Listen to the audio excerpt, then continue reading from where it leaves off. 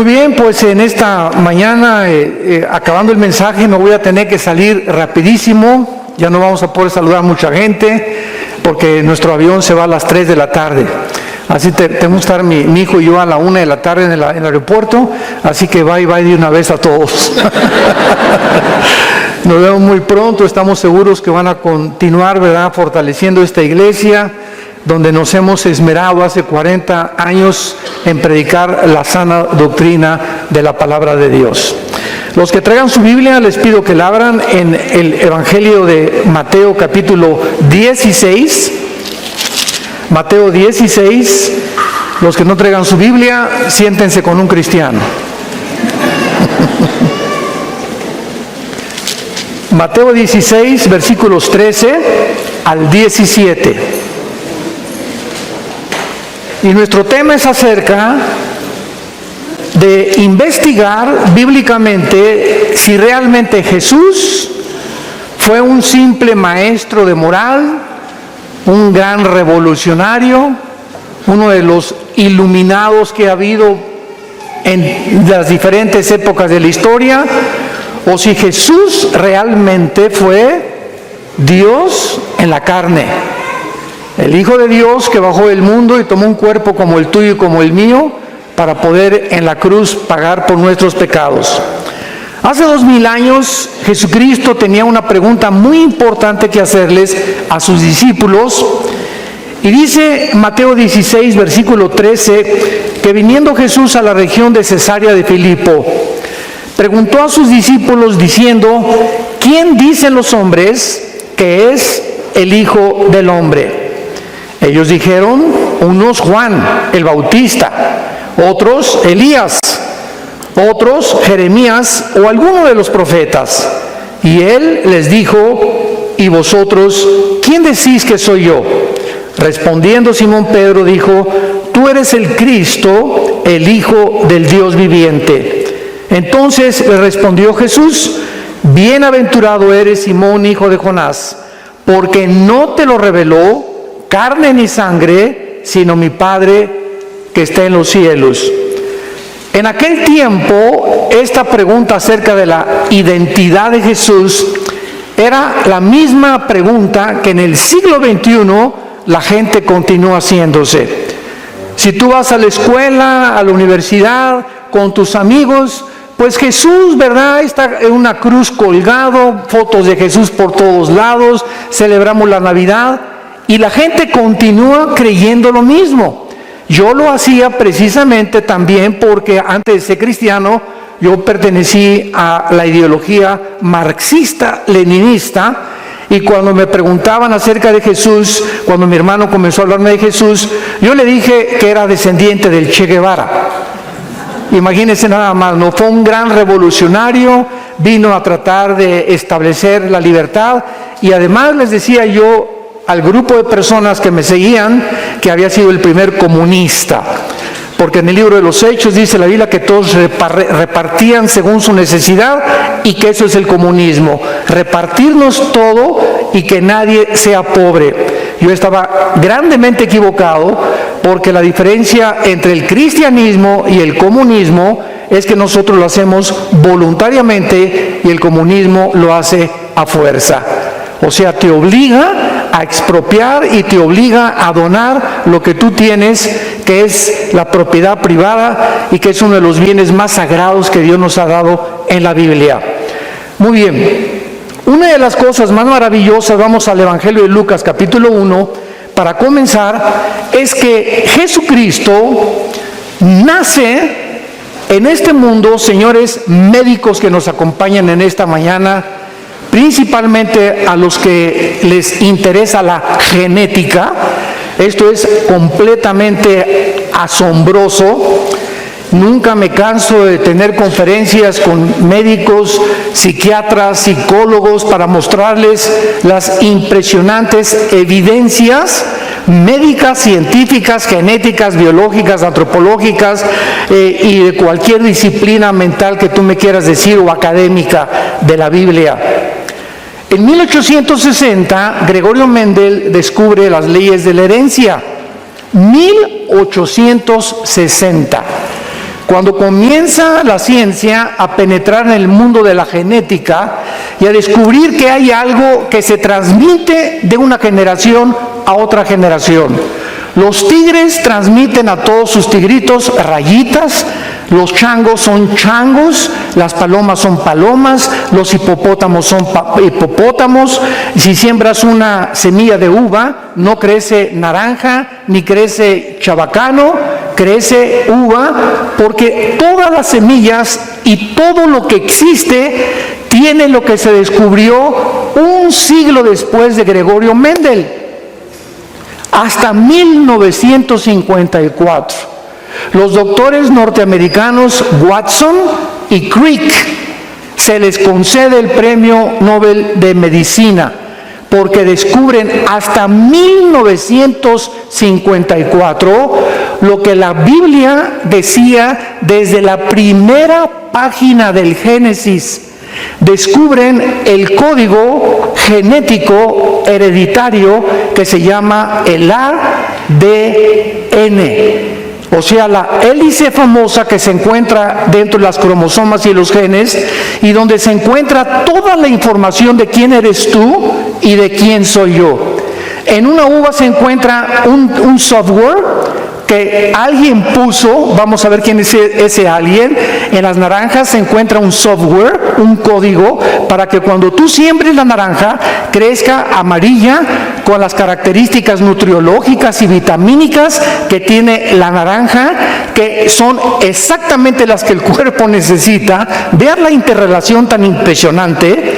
Las uvas, las características tienen que ser así, chiquita, la uva moradita o un poco anaranjadita, la pera tiene que ser diferente, y todo esto viene dentro de cada semilla. Entonces nunca una semilla de uva va a producir naranjas, porque la información genética que Dios puso dentro de esa semilla tiene que ser conforme a su género y a su especie. Génesis 1, 11 y 12.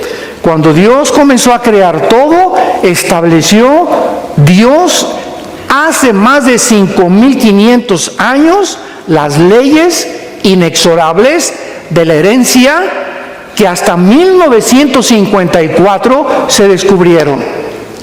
Ahora, lo más importante de todo esto es que antes de 1954, mucha gente se preguntaba por qué José no tuvo relaciones con la Virgen María.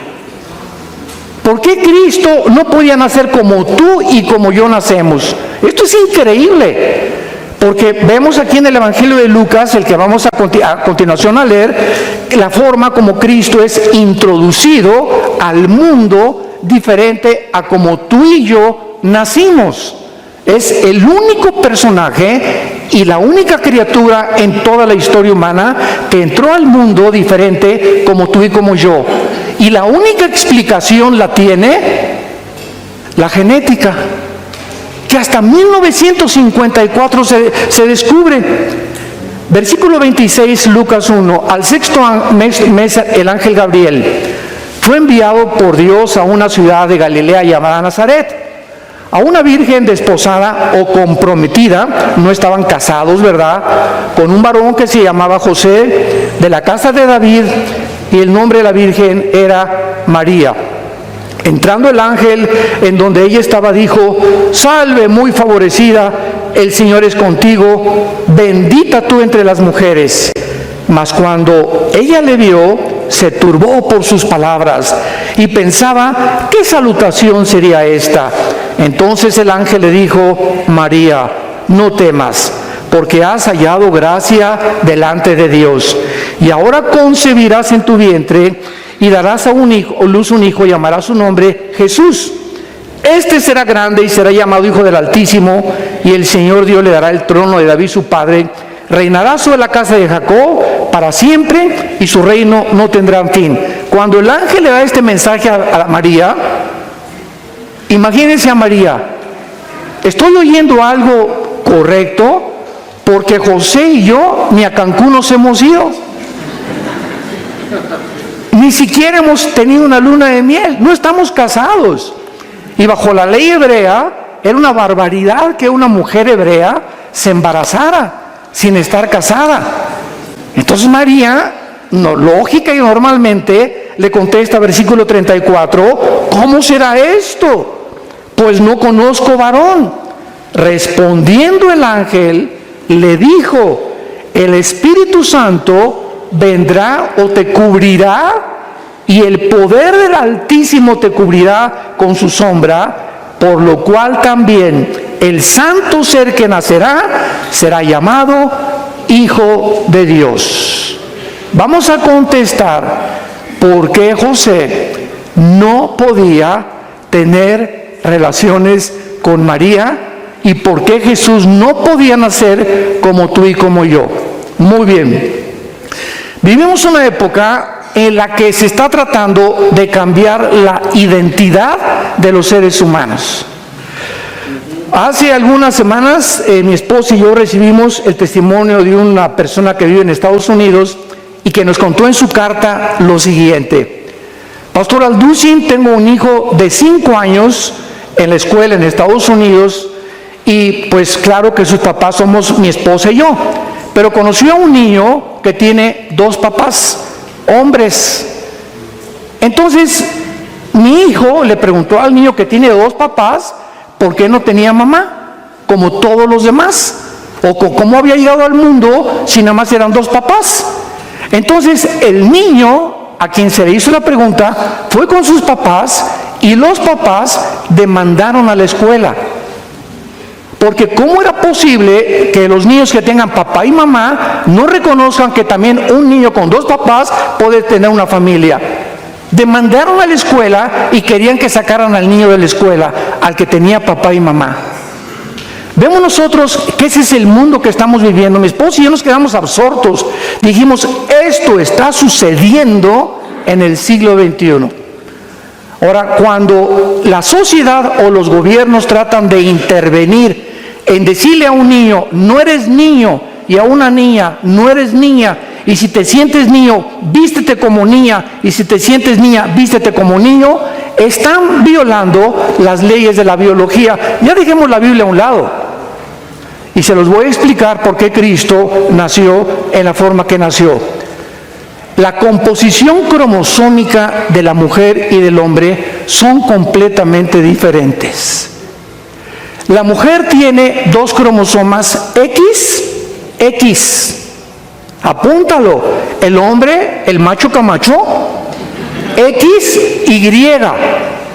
La mujer no tiene cromosoma Y. Entonces, cuando tú y yo, que somos varones, nacimos, es porque mi papá, cuando tuvo relaciones con mi mamá, el cromosoma Y fertilizó el óvulo de mi mamá, y el cromosoma Y es el que determina el género. No los psiquiatras, no los psicólogos, no los perversos que existen en todos los gobiernos.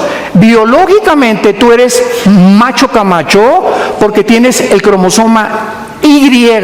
Y si tú eres varón y sientes que no eres varón, biológicamente estás negando tu naturaleza porque traes un tornillo flojo aquí arriba. Hay algo en tu mente que se llama el robo de nuestra identidad que Dios nos dio. ¿Y sabes de dónde viene? De Lucifer, de los demonios, del mundo espiritual que está tratando de robarnos la imagen y semejanza a la cual fuimos formados por el Dios Todopoderoso. Y cuando Satanás comienza a robar la identidad de los seres humanos, miren ustedes esto, el 65% de las personas que han aceptado el transgénero se han suicidado. El 65% de las personas que han tratado de cambiarse el sexo o negar su identidad biológica acaban suicidándose. ¿Por qué? Porque pasa un fenómeno impresionante en su naturaleza en el que tienen que luchar durante toda su vida en aceptar algo que no lo son. Y si tú tienes el cromosoma Y, eres macho, camacho. Y negar tu nacimiento biológico es decirle a Dios, ¿por qué me hiciste así? Me hubieras hecho mejor mujer.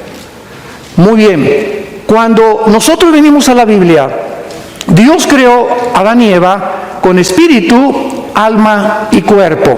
En otras palabras, somos espíritu, tenemos un alma y vivimos dentro de un cuerpo. El espíritu es la parte a través de la cual nosotros conocemos a Dios, porque Dios es espíritu. Entonces, a través del espíritu lo conocemos, lo adoramos y lo servimos. El alma es el centro de los sentimientos, la voluntad, el intelecto y las emociones. Es la mente. El cuerpo simplemente es el envase donde el alma y el espíritu viven dentro. Por eso el cuerpo, ¿verdad? Vamos a morir, te creman o te cabes en la panza un tiburón. A los primeros cristianos los quemaron vivos en las antorchas. No importa, dijo Cristo en Mateo 10, lo que a tu cuerpo le hagan. Preocúpate mientras estás vivo el destino de tu alma. Entonces, cuando el ser humano se rebela contra Dios, nos separamos. La palabra muerte en la Biblia no significa, apúntalo, cesar de existir. No significa cesar de existir, significa separación, nada más. Entonces el ser humano se separa de Dios espiritualmente cuando le dice a Dios: no quiero tus reglas, no quiero tus mandamientos, déjame independizarme, yo quiero ser autónomo, yo quiero definir mi vida, yo tengo la suficiente capacidad para determinar qué voy a hacer en la vida. Esto es lo que se llama la raza humana caída. Entonces, desde Adán hasta nuestros días, todos los varones hemos nacido con el cromosoma Y infectado por el pecado. Todos los varones traemos el cromosoma infectado por el pecado. Y si José hubiera tenido relaciones con María, entonces José tenía también la infección, porque el pecado, todos hemos pecado y hechos lejos de la gloria de Dios. Cristo hubiera nacido en pecado, porque es el cromosoma Y donde viene el pecado y la transmisión genética para que nosotros heredemos algo. Y así como tú puedes heredar físicamente, mira, tienes el celular de tu mamá y tienes los ojos de tu tía y las orejas de papalote de tu abuelo. Así como heredamos características físicas, la altura, el color de piel, etcétera, etcétera, heredamos también características mentales. Esto es increíble, porque somos almáticos también. Entonces es igual de berrinchuda que su mamá, tiene el liderazgo de su papá. Son características que pertenecen en el alma. Y también hay herencia espiritual, porque si somos espíritu, tuvimos que haber heredado algo espiritualmente. Y la Biblia es el único libro que nos dice cuál fue la herencia espiritual. La Biblia, Sigmund Freud le llamaba la sexualidad infantil, Carlos Marx le llamó la lucha de clases, William Shakespeare le llamó el defecto tráfico, los psicólogos el medio ambiente, la Biblia le llama pecado. El pecado, que significa habernos desviado de la voluntad de Dios. Nacemos con la tendencia chuecos. Este es el diagnóstico que Dios nos hace de nosotros mismos. Hemos nacido chuecos desde chiquitos. Y veo a un niño de 2 años, es el dictador más grande de su casa. Ya ves a los niños chiquitos, y no quiero mi juguete, y quiero el otro. ¿Quién les enseñó a ser así? ¿El gato o Fido el perro? No, nacemos con la maldad, nacemos con el mal. Nunca le enseñamos a un niño a portarse mal, les enseñamos a portarse bien, porque nacemos con el mal. Entonces la misma experiencia humana nos muestra que el diagnóstico de Dios es correcto. Entonces el nacimiento de Jesús no podía ser como tú y como yo. ¿Por qué? Por la herencia de pecado en la cual nosotros hemos nacido delante de Dios. Él tenía que nacer de una forma diferente. El Espíritu Santo pone el cromosoma Y para que ovule el óvulo de María, y para que el santo ser que nazca en la matriz de María pueda ser un ser humano como tú y como yo, pero sin haber heredado el pecado. Y la persona que moría en la cruz del Calvario no podía ser un ángel. No podía ser porque los ángeles jamás, ¿verdad?, nos pueden representar. Tenía que ser en la cruz un humano para identificarse con nosotros, pero en la cruz no podía ser un simple humano, porque nosotros no perdonamos pecados. El único que perdona pecados es Dios. Entonces en la cruz tenía que ser Dios también para perdonarnos. Y ahí estaba la naturaleza dual de Jesús. Era 100% humano y era 100% Dios. Él lloró, caminó, comió, sufrió tentaciones igual que nosotros, pero al mismo tiempo Él era Dios. Y los atributos divinos de Jesús no los ejerció conforme a su voluntad. Dice en Filipenses que no estimó el ser igual que su Padre. Antes de venir al mundo, Jesús, el Padre, el Hijo y el Espíritu Santo estaban en el mismo nivel. El Hijo baja al mundo y el Padre queda arriba del Hijo. El Hijo voluntariamente se somete a quedar debajo del Padre. No estimó el ser igual a Dios como cosa que aferrarse, sino que se humilló y se puso debajo del Padre temporalmente. Como una vez un testigo de Jehová me dijo, es que Jesús dijo, mi Padre es mayor que yo. Pues sí, porque entiende Filipenses capítulo 2, cabeza de aguacate. Él tuvo que ponerse bajo el Padre para demostrarnos a nosotros la sumisión. Que tenemos que estar sumisos, no somos dioses. Él siendo Dios no estima el ser como su Padre. Y comienza Jesús a decirnos, yo no hago nada, no hablo nada, no veo nada más que lo que veo hacia el Padre. Había 10 personas enfermas y Jesús, imagínense, a los 21 años. Papá, mira cuántos enfermos, mira cuántos están sin el Evangelio. Y el Padre, no vas a curar a nadie, no vas a predicar a nadie, pero papá, hasta que cumplas 30 años. Y este es el periodo que se conoce como el periodo del silencio. Ay, Señor, ya quiero ser misionero, ya quiero ser pastor. Te dice Dios, ya me quiero casar, cállese. Porque somos impacientes por naturaleza. Y cuando comenzamos a caminar con Dios, comenzamos a aprender a someternos a su voluntad. Y Dios le da lo mejor a los que le dejan escoger a Él. Era hasta que cumpliera 30 años después del bautizo por Juan el Bautista en el río Jordán, que ahí Jesús comenzaría su ministerio. Entonces, vemos la entrada de Jesucristo al mundo de una forma sobrenatural, explicada por la ciencia médica de la genética del siglo XX y del siglo XXI. Continuemos. Veamos nosotros ahora su deidad probada. En Génesis 1:1 dice la Biblia, Bereshit Elohim ha-samayin ha-eretz, en el hebreo. En el principio Dios hizo los cielos y la tierra. Cuando nosotros vemos esta frase, en el principio Dios hizo los cielos y la tierra, encontramos lo que se descubre hasta el siglo XX, que el universo no es eterno, que el universo tuvo un principio. La Biblia ya lo decía desde el principio.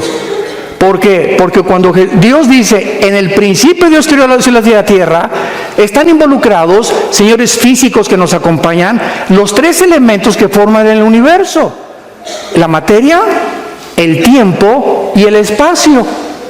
En ese momento, cuando Dios dice, en el principio Dios creó los cielos y la tierra, fue el principio del tiempo.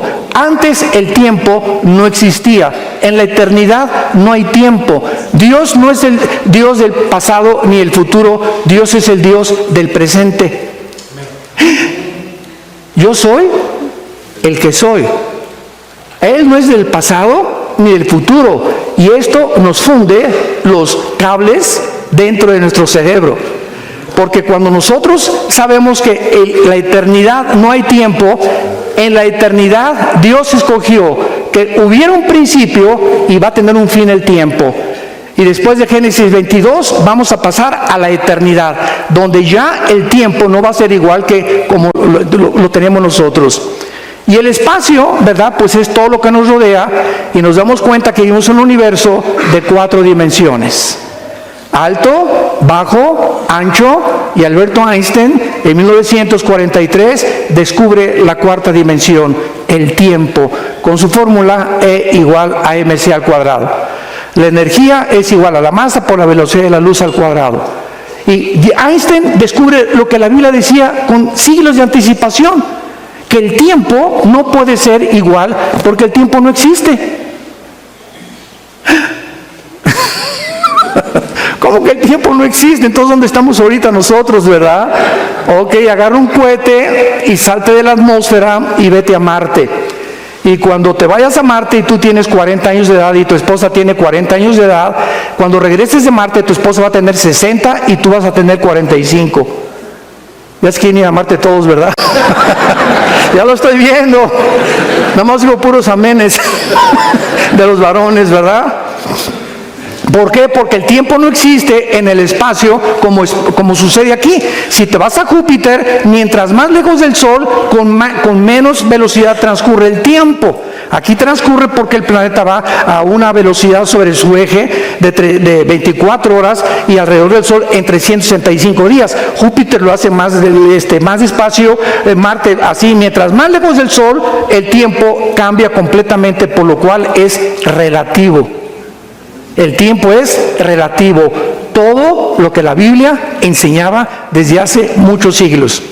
Muy bien, vamos a Juan capítulo 1 y vemos nosotros que la Biblia enseña que el creador del universo fue el Hijo de Dios, Jesús, un hombre, un revolucionario, un maestro de moral como Mahatma Gandhi, Confucio, el Che Guevara, etcétera, etcétera, o el líder que tú me quieras mencionar. Jamás se podrá atribuir el decir que Él creó el universo. En el principio era el verbo. ¿En el principio de qué? De Génesis 1:1. O sea, Jesús ya existía en el principio. ¿Por qué se le llama el verbo a Jesús aquí? ¿Y cómo sabemos que es Jesús? Ahorita lo vamos a ver, que Él es el verbo. Muy fácil. Dios sabía que con el tiempo iba a haber leyes en la gramática. Yo me acuerdo de primaria me enseñaron que una oración tiene sujeto, verbo y predicado. El sujeto es el principal de la oración, el verbo indica la acción y el predicado es el resto de la oración. En el principio Jesús fue el que puso, Él era el verbo, el que puso la acción de Dios. ¿Me va siguiendo? Más te vale.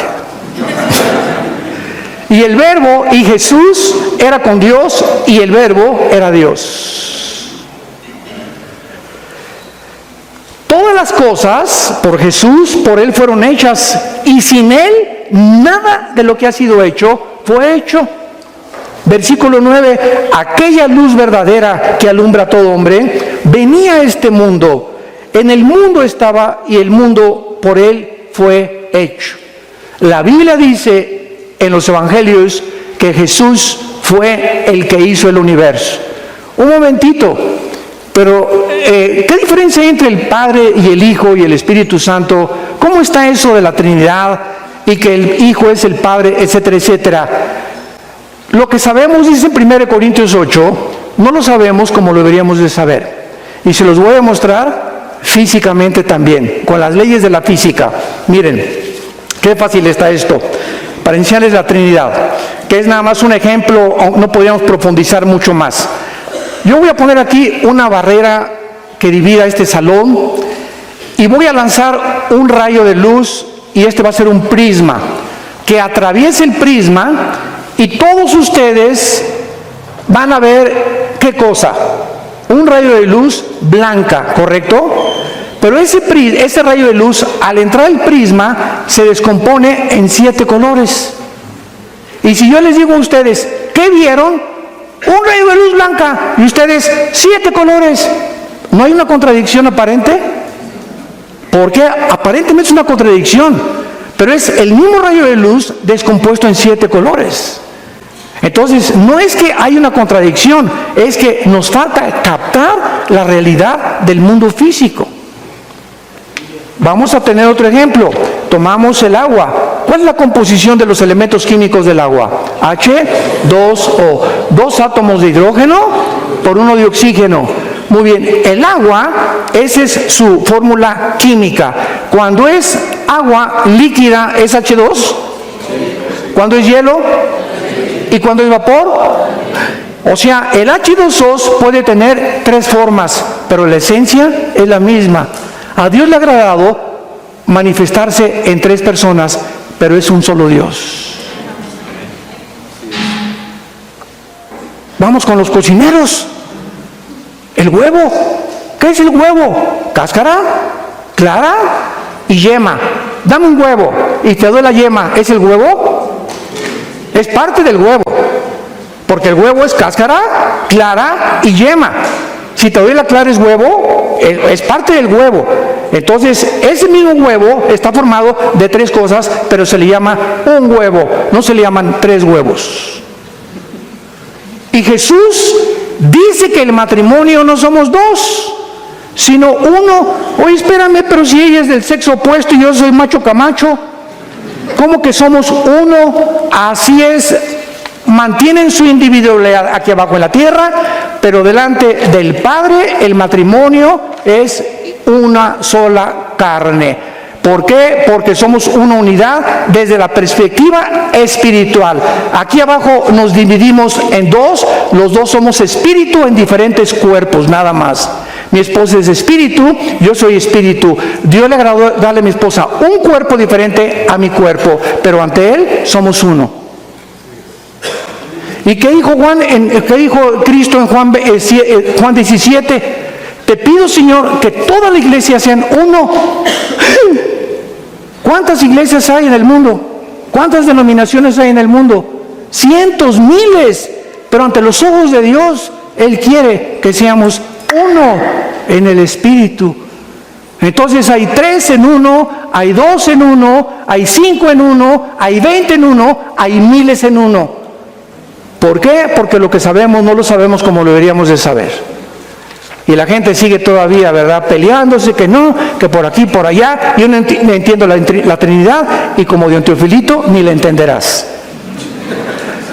Veamos nosotros que la Biblia nos enseña que no solamente Jesús es el Creador, sino que también nos enseña un fenómeno de la física, inexplicable por la física, aplicado y explicado por la Biblia.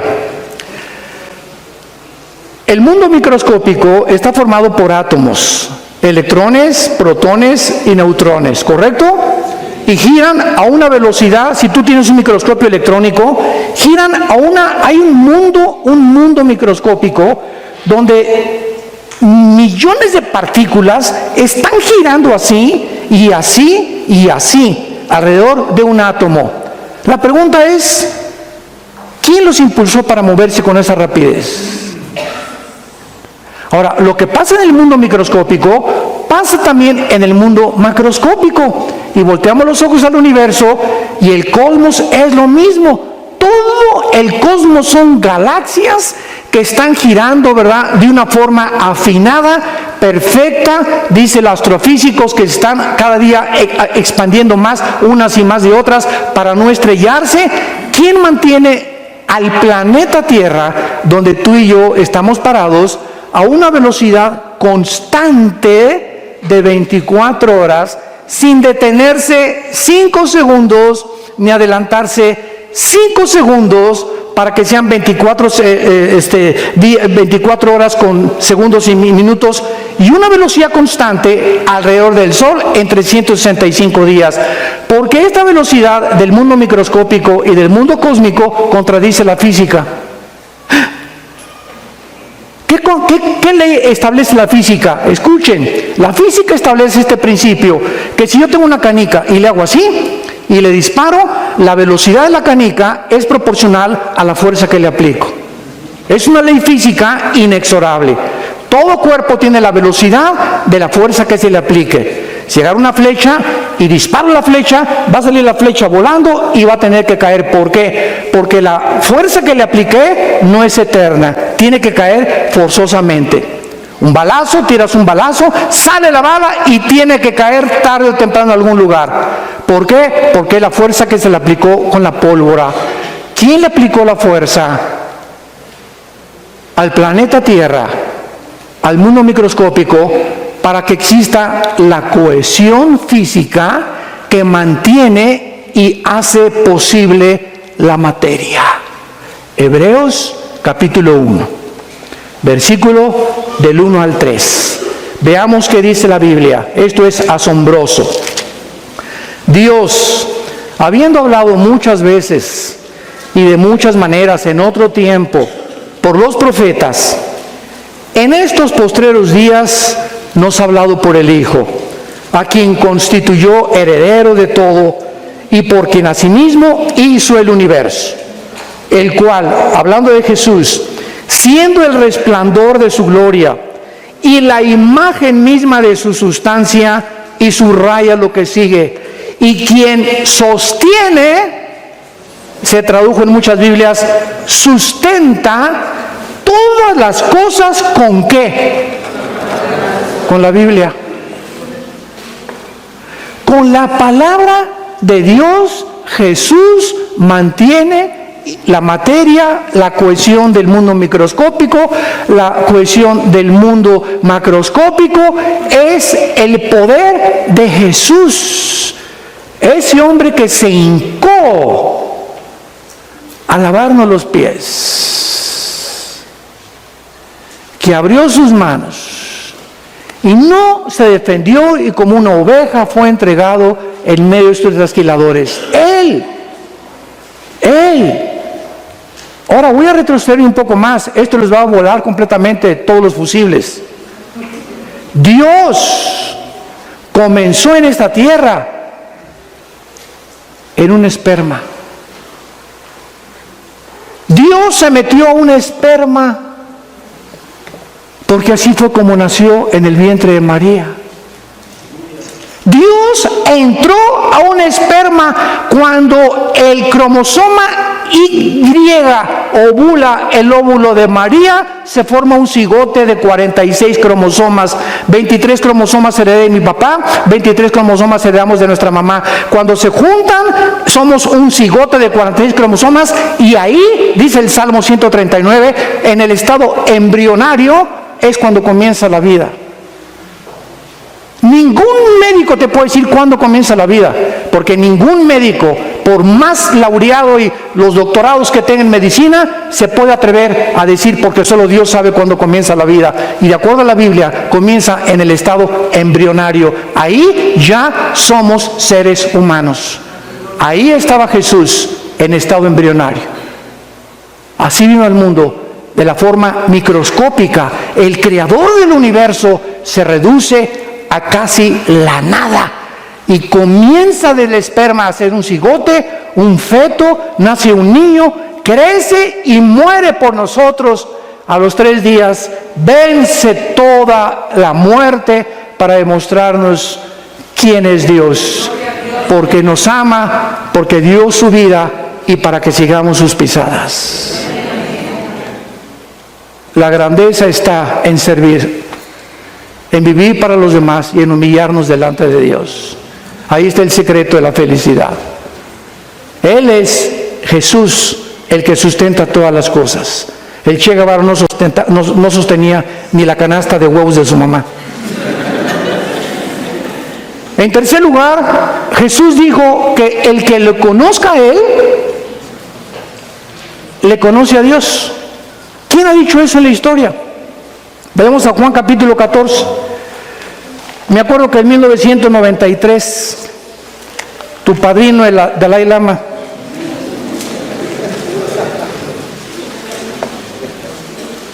dijo al Papa Juan Pablo II que él era Dios. Así se lo dijo. Y me acuerdo que yo, ni tarde ni perezoso, le mandé un correo a la embajada china para decirle: por favor, ¿nos puede decir cuándo va usted a resucitar? Cuando yo vine a la Biblia y mi hermano Alejandro me dio a Cristo, Le vuelvo a repetir, yo soy un adicto a la lectura desde los 12 años, siempre me ha gustado, me encanta, yo no puedo estar sin leer, por lo menos 2, 3 libros al mes leo, mínimo. Soy un adicto a la lectura. Y cuando yo leí la vida de la Mahatma Gandhi, la vida de Mahoma, la vida de Confucio, la vida de todos los líderes de Che Guevara, la dialéctica materialista, la ideología, el socialismo, las ideologías, las filosofías, yo a los 22, 23 años de edad estaba lleno así de conocimientos de por aquí, por allá, y al mismo tiempo intenté 3 veces quitarme la vida. Me sentía con un vacío impresionante, ya no sabía qué cosa, hasta que comenzaron a hablarme, mi hermano me habló por primera vez y comencé a leer, y lo que me trajo a Jesús es cuando yo leí Juan 14. Cuando yo leí estas palabras, hagan de cuenta que salía como fuego, así entraba en mi alma, la búsqueda tan existencial que traía, ¿a quién le dedico mi vida? ¿Para qué nací? La vida es tan corta, ¿a quién se la puedo dedicar? Y cuando leo Juan 14, me acuerdo que caí de rodillas, casi llorando. Y comencé a hacerme las siguientes preguntas. Leamos lo primero. Jesús les dijo antes de morir, esto es un día antes de morir. Antes de morir Jesús les dijo a los discípulos, no se turbe su corazón. Lo primero que les dijo es, no estén estresados. Nunca, nunca, nunca, nunca. No importa lo que pasa en el mundo. Que salió el presidente que el petróleo cayó, que el peso cayó, que la bolsa, que por aquí, por allá. No hagamos caso de nada absolutamente. Mantén dentro de ti la paz de Dios. Todo está bajo control. Soy su hijo, soy tu hija, Señor. Yo no puedo convertir a mis hijos, no puedo convertir a mi esposa, no puedo convertir a las ovejas. Yo no puedo hacer que el dinero me llegue. Señor, tú estás al control de todo. Yo quiero vivir en paz. Mi hija se fue y está en las drogas y se fue a la prostitución. Hermano, por favor, ore por mí. Mire, doña Chencha, primero usted se aplaca y se tranquiliza, porque en el estado en que usted viene a pedirme orar por su hija, me está hablando que usted no cree en Dios. Porque en ese estado se manifiesta la incredulidad. Dice la Biblia, estamos en apuros, pero nunca desesperados. Nunca lleguemos a la desesperación ni a la angustia de ¿y ahora qué hago? ¿Cómo que qué haces? ¿Quién es tu Dios? ¿Quién es el Dios que murió en la cruz por ti? Salte corriendo a tu jardín y ve a los pajaritos. ¿Qué tienen los pajaritos? Ese pajarito que no vale ni 2 pesos, Dios lo sostiene. Y Dios, cuando una hormiguita en el África se muere, Dios sabe que se murió la hormiguita. Cuando vas al peluquero, Dios sabe cuántos pelos te quitaron. Cuando Dios ve el mundo microscópico, sabe cuántas bacterias murieron, sabe cuántos microbios. El conocimiento y la omnisciencia de Dios trasciende nuestra capacidad de pensamiento. Él es Dios. Y tenemos una limitación impresionante para poder pensar. Entonces tenemos que pensar de Él como algo grande que nunca nos va a dejar y nunca nos va a abandonar. No se turbe su corazón. Si ustedes creen en Dios, crean también en mí. Jesús dice, el que cree en Dios, cree en mí, porque yo soy Dios. En la casa de mi Padre muchas moradas hay, y si no fuera así, yo os lo hubiera dicho. Voy a preparar lugar para ustedes. Dios nos está esperando en el cielo. Ya viene por nosotros pronto. Todo esto ya, Querétaro se va a acabar ya. Todo se va a acabar ya en este mundo, ya aflicción, enfermedades, todo. Vamos de paso, somos peregrinos, estamos rumbo a otra vida, estamos de visita, no somos ciudadanos de este planeta. Aunque estamos físicamente en el mundo, no pertenecemos a este mundo. Somos de Él, Él nos compró. Y su plan es desde antes de la fundación del mundo, ya Él tenía el plan para nosotros. Y siempre para los cristianos, el futuro es lo mejor. Lo que viene es lo mejor para tu vida y para mi vida. Y mantén esta confirmación y esta seguridad. Sí, si quieres aplaudir, no estás seco como un higo, apláudelo, ¿verdad? Ahora vean. Y dice el versículo 3, y si me fuere y os prepararé el lugar, vendré otra vez. Es una promesa de Dios, Dios te está diciendo que Él viene por nosotros otra vez. Y dice, y os tomaré a mí mismo. Aquí está el arrebatamiento de la iglesia, porque es la palabra paralambano en el griego, que significa ser sacados, o es similar a la palabra paso en el griego de 1 Tesalonicenses 4. Los tomaré para que donde yo estoy, ustedes también. ¿Y saben a dónde voy? Y saben el camino. Le dijo Tomás, el escéptico de todos los apóstoles, discípulos: Señor, no sabemos a dónde vas. Después de tanto tiempo, imagínense, ¿no? ¿Cómo podemos saber el camino? Cuando yo leí esto, fue cuando yo caí de rodillas. Y Jesús dijo, yo soy el camino. No dijo, yo soy un camino de muchos que hay. Yo soy el camino. En otras palabras, si el camino que tú tienes en tu vida no es Jesús, estás en un camino que conduce a la muerte. Porque hay caminos que parecen derechos y tú parece que estás bien, pero si no es Jesús el que va delante de ti, vas en un camino equivocado. Y escúchame, tarde o temprano te vas a arrepentir. Porque Él es el camino. Y no hay más que dos caminos, más que uno. No hay dos ni tres. Él es radical, como Él lo está diciendo. Yo soy el único camino. Y si no me estás siguiendo, estás en un camino equivocado. Vas a los arrecifes, tu barco va a naufragar. Porque no traes vela. Yo soy el capitán. Y si no soy tu capitán, tu barco no va a llegar a su destino. Yo soy el camino, yo soy la verdad. La verdad. ¿Saben por qué existe la filosofía? Porque la filosofía es la búsqueda de la verdad. Sócrates, Demóstenes, todos los discípulos, los epicúreos, los estoicos de Zenón en los tiempos de Pablo, en Atenas buscaban la verdad y la siguen buscando. Yo cuando estuve en la Facultad de Filosofía en la UNAM, les hice esta pregunta a los estudiantes de filosofía: ¿hay alguien de ustedes? ¿Son estudiantes de filosofía, verdad? Sí, pues claro, pues aquí estamos. Dice Facultad de Filosofía, ¿o no dice eso? Bueno, ok. ¿Cuál de ustedes sabe o cómo pueden definirme qué es la verdad? No hubo un solo estudiante que se atreviera a decirme qué es la verdad. Pues la verdad, uno salió, mire, le voy a decir, me dijo este estudiante, era de los más adelantados: mire, vivimos un mundo, doctor Alducin, donde la verdad la tiene cada quien. Así me contestó. Por ejemplo, me dice, lo que usted ahorita para usted es verdad, para mí no lo es. Y para el que está conmigo no lo es. Entonces le contesté yo, lo que tú me estás diciendo se llama relativismo en la filosofía. Entonces, tú estás confesando que no existe una verdad absoluta. Y me dijo, exactamente. Y le levanté la Biblia. Y le dije, Jesús es la verdad absoluta. Y se quedó así. Y me dice, demuéstremelo. Y le digo, para que sea verdad, la palabra en el griego y en el hebreo para verdad, ¿sabe lo que significa? Lo que no tiene cambio, lo que no está sujeto a cambiar. Y todo en el mundo que vivimos desde hace 6,000 años en este planeta, todo está cambiando las verdades de la ciencia. Un ejemplo, hace 3 años, Plutón estaba en un libro de astronomía. Y hace 1 año compré un libro de astronomía en una biblioteca ahí en Dallas, Texas, y pues los astrónomos dicen que no, que Plutón no reúne las características para ser planeta, y lo borraron de un pincelazo a Plutón de la astronomía. Imagínense nada más, ahora resulta que me enseñaron mal. Y así pasa con la ciencia. ¿Por qué? Porque no somos dioses. No hay nada que pueda permanecer estable ni equilibrado si no es Dios.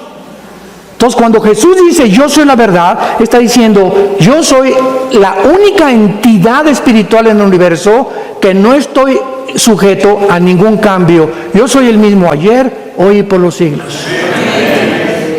Escúchame, y cuando Jesús dice yo soy el alfa y yo soy el omega, que es la primera y la última letra del alfabeto griego, yo soy el principio y yo soy el final, ¿sabes lo que nos está diciendo?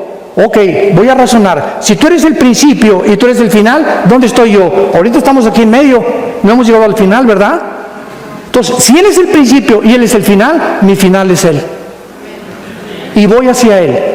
Y mi final y mi camino está asegurado, porque lo sigo a Él. Y finalmente, Jesucristo dice en Hebreos 4:15 que era sin pecado. Ahí está, ¿por qué? Porque no nació como tú y como yo.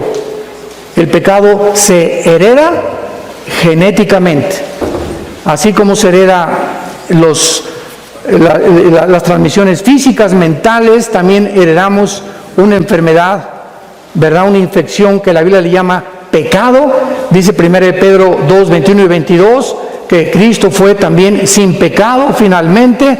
Y los títulos que el Antiguo Testamento le da a Jesús, Isaías 9, versículo 6, fue el tema de nuestro desayuno ayer. Levante la mano, ¿quién fue al desayuno ayer?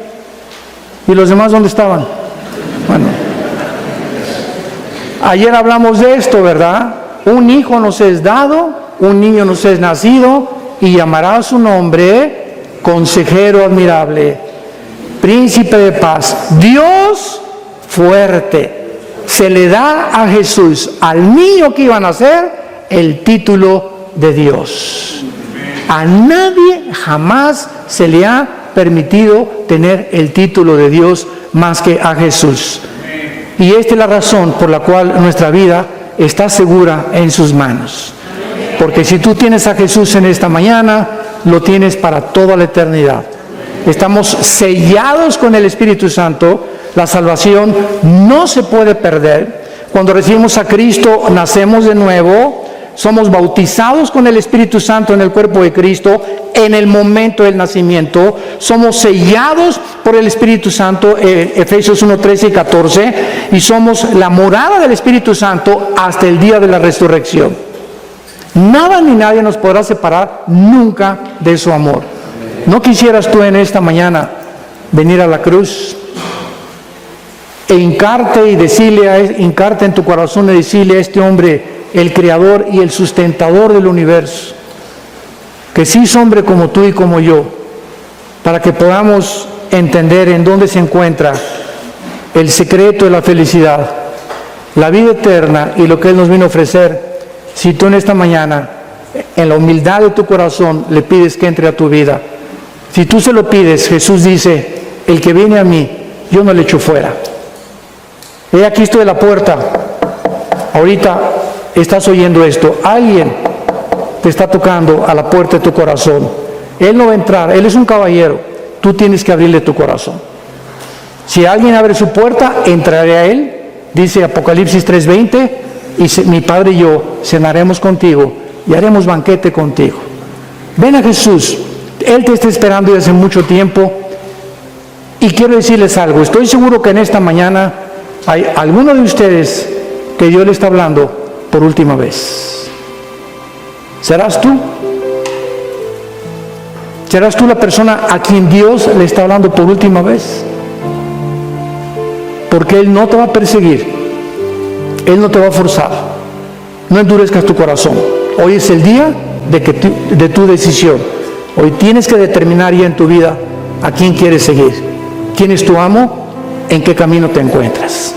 Oremos. Padre, te damos gracias por tu palabra. Gracias, Jesús, porque tú eres la resurrección y la vida. Y fue tu resurrección de entre los muertos lo que ha hecho la base del cristianismo. El cristianismo no está fundado en dogmas, liturgias, ceremonias, sacrificios. El cristianismo tiene una sola base, que Jesús, su fundador, volvió a vivir. Nadie en la historia ha resucitado y nos ha dicho, con pruebas documentadas históricamente, que Él es la vida eterna, que Él es el Hijo de Dios, que nos vino a dar vida.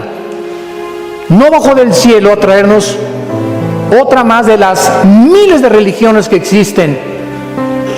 El cristianismo no es una religión, es una relación personal, viva, dinámica, orgánica, con alguien que vive, se llama Jesús. El quien está en esta mañana tocando a tu corazón. ¿Le quisieras abrir? Si le quieres abrir tu corazón, dile con todas tus fuerzas estas palabras. Señor Jesús, te pido que me perdones mis pecados. Me arrepiento con todo mi corazón de mi vida pasada. Creo que en esa cruz con tu sangre pagaste por ellos. Y como creo que a los 3 días volviste a vivir, te pido en este instante que entres a mi corazón como mi Señor y mi Salvador. Gracias porque la corta vida que me has dado ahora tendrá un sentido y propósito para vivirla.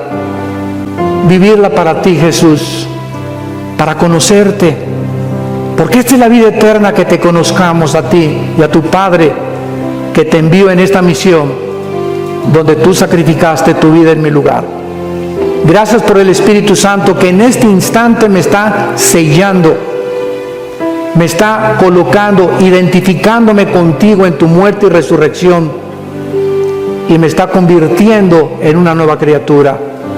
Ahora soy tu hijo, ahora puedo llamarme tu hija, y nunca me dejarás y nunca me abandonarás. Te bendigo por tan grande salvación, en el nombre de Jesús. Amén.